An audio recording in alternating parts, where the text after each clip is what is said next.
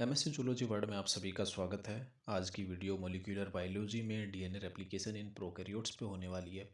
देखिए, DNA replication in prokaryotes का YouTube के रेफरेंसेस में अगर हम बात करते हैं तो यूट्यूब पे इसका कोई ऐसा परफेक्ट वीडियो नहीं है जहाँ से स्टूडेंट पूरी नॉलेज डेप्थ के साथ में थोड़ा इसको पढ़ सके।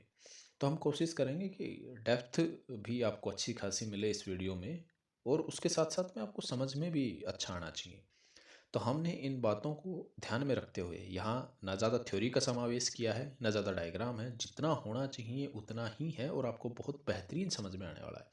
समझने के परिदृश्य से ये वीडियो आपके लिए बहुत ही महत्वपूर्ण होने वाली है। तो कृपया, अगर आप इस डीएनए रेप्लिकेशन इन प्रोकैरियोट समझना चाहते हैं तो आप बिल्कुल सही जगह पे आए हैं और आपको ये देखना चाहिए। तो चलिए शुरू करते हैं। DNA replication in prokaryotes. तो देखिए, सबसे पहले कुछ हमने बेसिक बातों का समावेश किया है कि सबसे पहले कि डीएनए का जो रेप्लिकेशन प्रोकैरियोट्स में होता है वो बाई डायरेक्शनल होता है। क्यों होता है ये भी हम देखेंगे। एक इसमें चीज़ है कि ओरी रीजन से स्टार्ट होता है। ओरी रीजन क्या है, इसके नीचे ये देखिए, ये पूरी डिटेल दी हुई है, यहाँ पे हम देखेंगे। उससे पहले आप ये समझ लीजिए कि रेप्लिकोन क्या है। इसमें एक ही रेप्लिकोन होता है। रेप्लिकोन क्या होता है? रेप्लिकेशन की जो यूनिट होती है उसको रेप्लिकोन कहते हैं। सिंपल। रेप्लिकोन क्या होता है? रेप्लिकेशन की यूनिट जो होती है वो रेप्लिकोन कहलाता है। और कितने रेप्लिकोन प्रोकैरियोट्स में पाए जाते हैं? सिर्फ एक। आप ये ध्यान में रखेंगे कि जो प्रोकैरियोटिक डीएनए होता है वो circular, double standard circular DNA होता है। हाँ। तो चलिए अब बात करते हैं ओरी की, कि ओरी क्या होती है।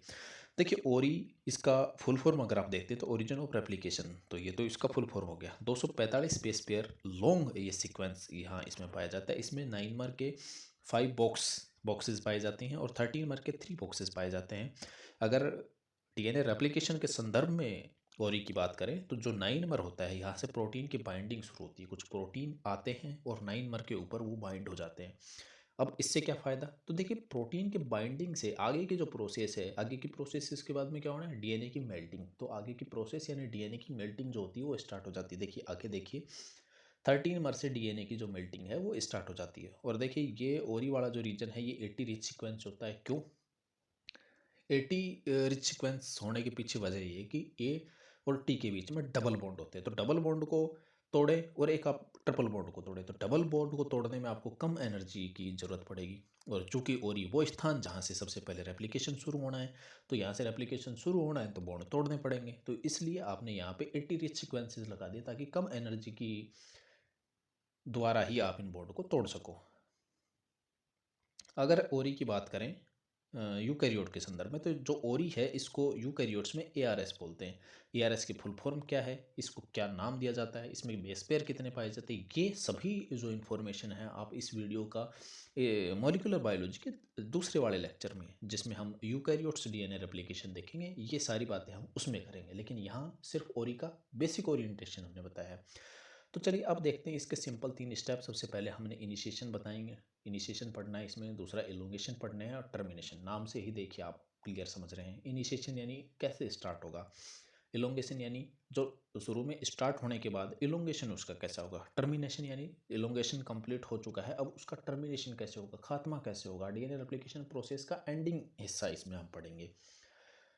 तो चलिए देखते हैं। और टर्मिनेशन से रिलेटेड एक और हम इंफॉर्मेशन यहाँ पे देखते हैं। टर्मिनस प्रोटीन यहाँ पे पाई जाती है, जिनके कुछ एग्जांपल टर एफ, टर जी, टर सी, ये इनके नाम है। तो ये जो टर प्रोटीन होती हैं, ये हेलिकेज एंजाइम जो होता है इसकी जो एंटी क्लॉकवाइज मूवमेंट होती है उसको ये अलाउड नहीं करते। अब आप इसका मतलब नहीं समझ पा रहे होंगे, इसका मतलब हम आपको आगे भी समझाएंगे और यहाँ भी समझा देते हैं। जैसे मान लीजिए हेलिकेज एंजाइम इधर से आ रहा है, तो इधर से आता है, ठीक है। टर प्रोटीन यहाँ भी पाई जाएंगी और यहाँ भी टर प्रोटीन पाई जाएंगी। तो यहाँ वाली जो टर प्रोटीन होंगी ये इस साइड से आने वाले हेलिकेज को अनुमति देंगी कि ये जा सकता है। लेकिन ये वाली जो टर प्रोटीन होगी ये हेलिकेज एंजाइम को प्रोहिबिटेड कर देगी, आगे नहीं जाने देगी। इसी तरीके से जो इस साइड से हेलिकेज आएगा वो इस वाले जो टर प्रोटीन होगी इसको अनुमति देगी, ये अलाउड हो गई, इसकी मूवमेंट को वो कुछ नहीं कहेंगे। लेकिन ये वाला जो टर प्रोटीन होगा ये इस हेलिकेज की मूवमेंट को यहाँ पे आने पे ये रोक देगा। तो ये यहाँ अपन टर्मिनेशन में देखेंगे, जो एक बेसिक था जो मैंने आपको यहाँ पे बता दिया। अब हम बात करते हैं यहाँ पे मेन एंजाइम्स की, कि मेन एंजाइम यहाँ पे कौन कौन से काम आते हैं। देखिए, ये वाला जो हिस्सा है इसमें आप देखेंगे एंजाइम का नाम, प्रोटीन का नाम। ये एक टेबल आप लोगों के लिए मैंने बनाया है जिसमें यहाँ आप उसका नाम देखेंगे। यहाँ उसको प्रोकैरियोटिक सेल में क्या कहा जाता है, बेसिक नेम ये है, उसको प्रोकैरियोटिक सेल में किस नाम से बुलाया जाता है ये आप यहाँ देखेंगे, और प्रोकैरियोटिक सेल में उसका फंक्शन क्या है इस चीज़ को आप यहाँ पे देखेंगे। तो सबसे पहले आपका हेलिकेज आता है, इसको डीएनए बी, DNA यहाँ पे स्मॉल लेटर से लिखा गया है, तो डीएनए बी कहते हैं इसको। इसका काम जो होता है वो एटीपी का यूज करना और डीएनए को खोलना। डीएनए आप जानते हैं कि डीएनए डबल हेलिक्स स्ट्रक्चर होती है जो हाइड्रोजन बॉन्ड के द्वारा बॉन्डेड होती है। तो इसके हाइड्रोजन बॉन्ड को तोड़ने का काम कौन करता है, हेलिकेज करता है। एसएसबी प्रोटीन, देखिए ये डिस्टेबलाइजिंग हेलिकल डुप्लेक्सेस कहलाते हैं ये। तो इनका मतलब क्या होता है, इनका मतलब ये होता है कि एक बार जब जो डीएनए के बॉन्ड टूट चुके हैं वो वापस से जुड़ सकते हैं, तो उसको वापस जुड़ने से रोकने के लिए एसएसपी प्रोटीन होती है जिसकी फुल फॉर्म है सिंगल स्ट्रैंडेड बाइंडिंग प्रोटीन। अगला है प्राइमेज। तो देखिए प्राइमेज एंजाइम को प्रोकैरियोटिक सेल के रेफरेंसेस में अगर हम बात करें तो इसको डीएनए जी प्रोटीन कहा जाता है और इसका काम होता है प्राइमर का फॉर्मेशन। अब प्राइमर फॉर्मेशन क्यों ज़रूरी है, क्या काम है इसका और ये किस लिए चाहिए, तो इन सभी क्वेश्चनों का सिर्फ एक जवाब है कि प्राइमेज एंजाइम प्राइमर का निर्माण करता है और प्राइमर इलोंगेशन और इनिशिएशन के लिए आवश्यक होता है। सबसे पहले आरएनए का एक छोटा टुकड़ा जिसको प्राइमर कहा जाता है, सबसे पहले उसका निर्माण प्राइमेज एंजाइम के द्वारा किया जाता है जिसको डीएनए जी कहते हैं, और उसके बाद में डीएनए पॉलीमरेज थर्ड जो होता है वो इस प्रोसेस का इनिशिएशन करता है। पहला न्यूक्लियोटाइड आरएनए प्राइमर के साथ में जोड़ा जाता है और उसके बाद में इलोंगेशन की प्रोसेस शुरू हो जाती है। तो इसलिए प्राइमर की आवश्यकता होती है और बिना प्राइमर के डीएनए का रेप्लिकेशन संभव ही नहीं है। अब हम देखते हैं नेक्स्ट एंजाइम हमारा जो कि है रेप्लिकेज। रेप्लिकेज में प्रमुख डीएनए रेप्लिकेज एंजाइम की बात यहाँ पे की गई है जो कि डीएनए पॉलीमरेज थर्ड है और ये मेन रेप्लिकेटिंग एंजाइम है जैसा कि आप सभी जानते हैं। अगला है टोपोआइसोमरेज जिसको गायरेज भी कहते हैं। तो इसका क्या काम है, ये इसका काम है डीएनए की टोपोलॉजी को चेंज करना by breaking and rejoining double stranded DNA. ये आप नहीं समझ पाए होंगे, हम समझाते हैं इसको। मान लीजिए कि ये कोई डीएनए है, जैसे ये कोई डीएनए है। अब इस डीएनए में ये हाइड्रोजन बॉन्ड है और आप जानते हैं कि डीएनए जो होता है ये ऐसे थोड़ी लहरदार स्ट्रक्चर होती है ये। तो अब जब ये इसके बॉन्ड यहाँ से ये बॉन्ड जो होंगे ये बॉन्ड जब इसके टूटेंगे तो ऊपर वाले जैसे आप इसका किसी मान लीजिए कि कोई आपके पास में कोई रस्सी है और उसके दोनों सिरों को पकड़ के आप खींचते हैं, तो जैसे खींचेंगे तो ये नीचे वाली जो रस्सी की साइड होगी यहाँ पे जो टेंशन होगी यहाँ पे सबसे ज़्यादा टेंशन होगी, यानी कि कोइलिंग यहाँ पे होगी, सुपर कोइलिंग हो जाएगी, ज़्यादा कोइलिंग हो जाएगी। तो ये डीएनए रेप्लिकेशन में लगातार ऊपर से बॉन्ड ब्रेक होते रहते हैं। तो इतनी ज़्यादा जो बॉन्ड ब्रेक होंगे, इतनी स्पीड से बॉन्ड ब्रेक होंगे तो नीचे डीएनए टूट सकता है। तो इसके लिए टोपोआइसोमरेज एंजाइम क्या करता है कि इस हिस्से को यहाँ से काटेगा, इसको घुमाएगा और घुमाने से इसकी टेंशन कम हो जाएगी और फिर वापस से इसको घुमा के और जो इसमें टेंशन होती है उसको निकाल के और फिर से यहाँ से जोड़ देगा। तो इस काम के लिए टोपोआइसोमरेज एंजाइम होता है। अगला देखिए प्रोसेसिविटी कंपोनेंट बीटा क्लैंप, और इसको स्लाइडिंग क्लैंप भी कहते हैं। ये कैसे काम करता है ये हम आगे देखेंगे जब हम पढ़ेंगे डीएनए पॉलीमरेज थर्ड की स्ट्रक्चर। कुछ वहाँ पे समझ में आएगा और कुछ जो प्रोसेस होगी वहाँ पे भी समझ में आ जाएगा आपको। अगला है क्लैंप लोडर, गामा कॉम्प्लेक्स और डीएनए की लोडिंग करना है, ये इसका काम है। तो अब देखिए एक बार आपको डीएनए पॉलीमरेज थर्ड की जो स्ट्रक्चर है ये आपके साथ में मैं साझा करता हूँ ताकि आप डीएनए की मैकेनिज्म को थोड़ा अच्छे से समझ सकें। तो देखिए ये जो है ये है फॉर लीडिंग स्ट्रैंड और ये है फॉर लैगिंग स्ट्रैंड। अब सबसे पहले तो आपको ये क्लियर होना जरूरी है कि लीडिंग और लैगिंग क्या मतलब है इसका। देखिए डीएनए के दो स्ट्रैंड होते हैं, दोनों का रेप्लिकेशन होता है। तो डीएनए के रेप्लिकेशन में जो स्ट्रैंड डीएनए रेप्लिकेशन के दौरान जो स्ट्रैंड आगे होता है, मान लीजिए इन दोनों का रेप्लिकेशन होना है तो इन दोनों को बोलते हैं टेम्पलेट स्ट्रैंड। तो ये दोनों टेम्पलेट स्ट्रैंड हो गए। इनमें दोनों टेम्पलेट स्ट्रैंड में जब डीएनए का रेप्लिकेशन होता है तो जिसमें जो स्ट्रैंड होता है वो सबसे लंबा स्ट्रैंड बन जाता है, यानी आगे तक जिसमें डीएनए स्ट्रैंड का सिंथेसिस हो जाता है उसको लीडिंग स्ट्रैंड कहते हैं। और जिसमें थोड़ा छोटा स्ट्रैंड बनता है जो पीछे होता है, जिसमें स्लोली स्लोली डीएनए रेप्लिकेशन की प्रोसेस चलती रहती है, वो लैगिंग स्ट्रैंड इसमें कहलाता है। मान लीजिए कि एक में इतना बड़ा स्ट्रैंड बना है और एक में इतना स्ट्रैंड बना है, तो ये जो आगे वाला स्ट्रैंड है इसको लीडिंग स्ट्रैंड कहते हैं और ये जो पीछे वाला स्ट्रैंड बना है इसको लैगिंग स्ट्रैंड कहते हैं।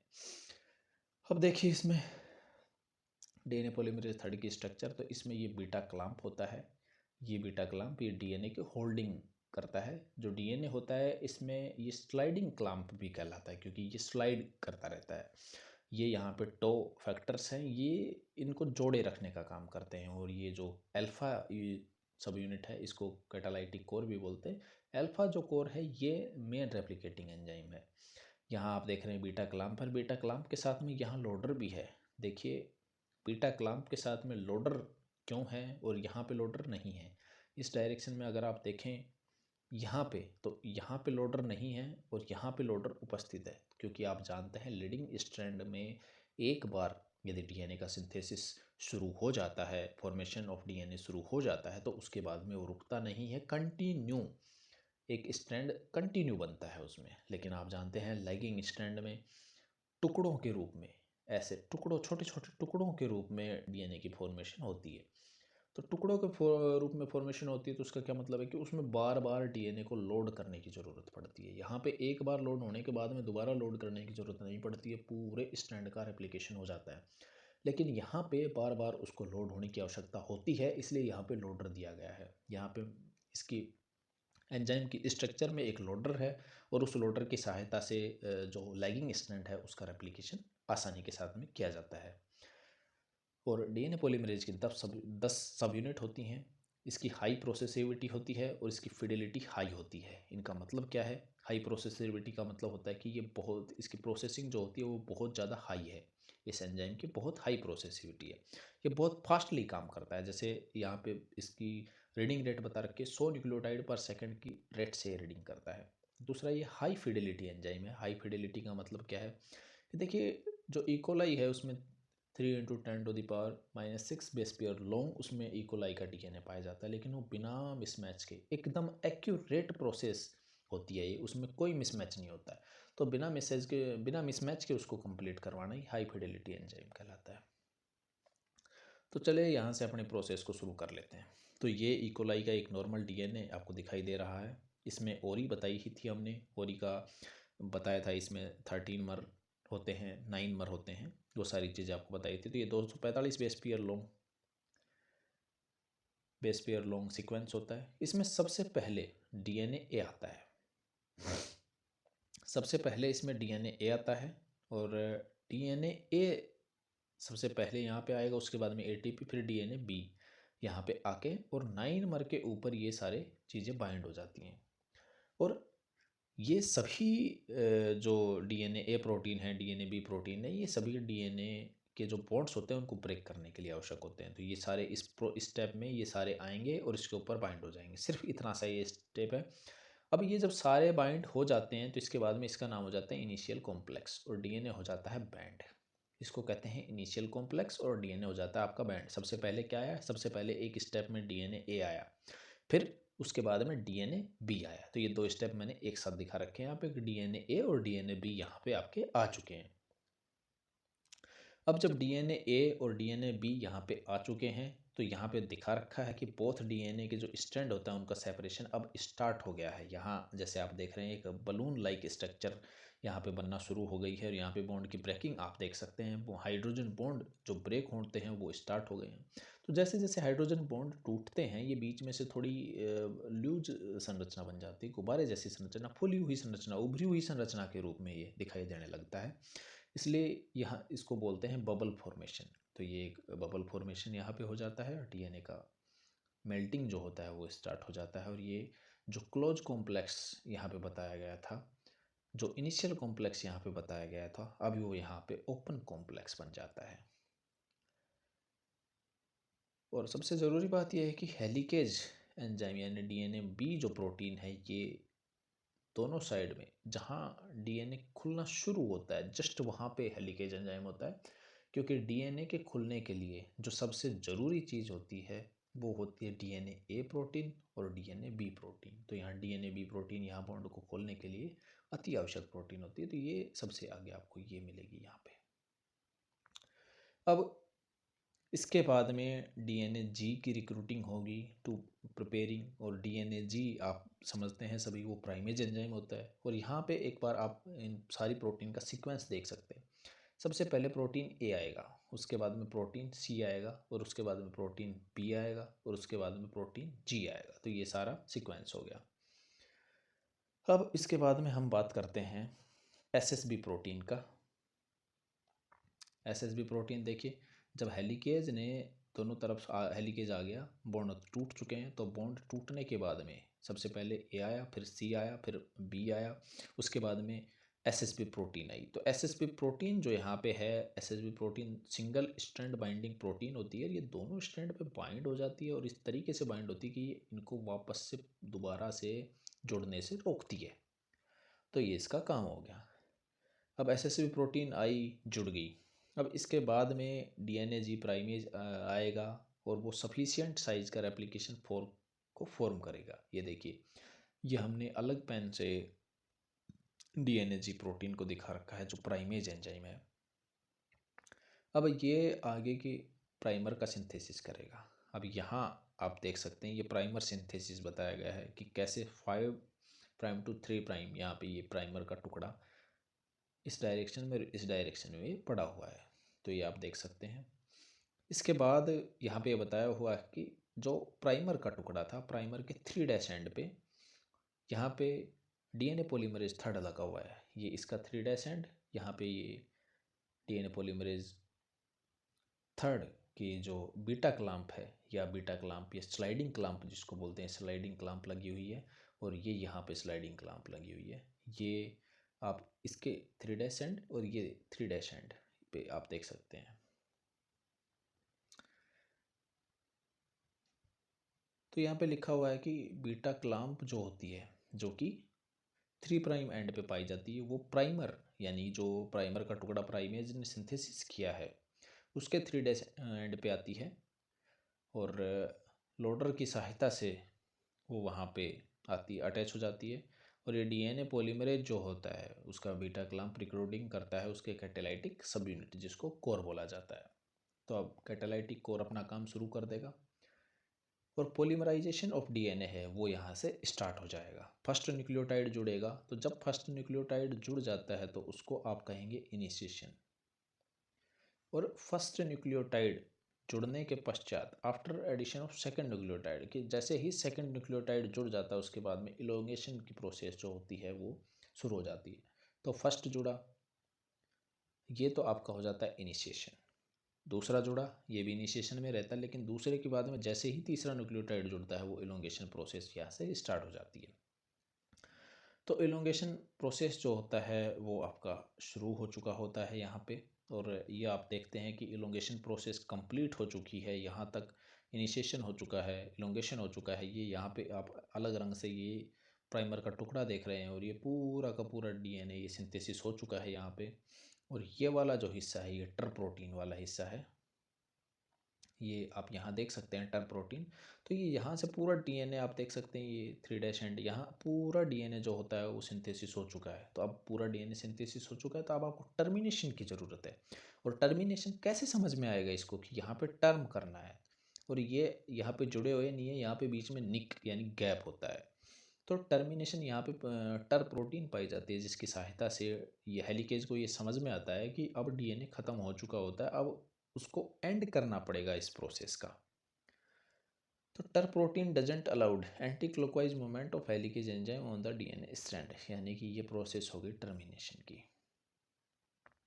अब यहाँ पे टर्मिनेशन हो चुका होता है, तो टर्मिनेशन होने के बाद में ये डीएनए इस प्रकार की कंडीशन में आ जाता है। तो ये पूरा अंदर से बाहर डीएनए बन चुका होता है, लेकिन ये अभी पूरा डीएनए बना नहीं है, क्योंकि एक तो बीच में इनमें निक पाए जाते हैं। यानी निक का मतलब है कि इनमें बीच में गैप पाए जाते हैं, जैसा कि आप यहाँ देख रहे हैं, यहाँ देख रहे हैं, ये वाला गैप आप देख रहे हैं, ये वाला।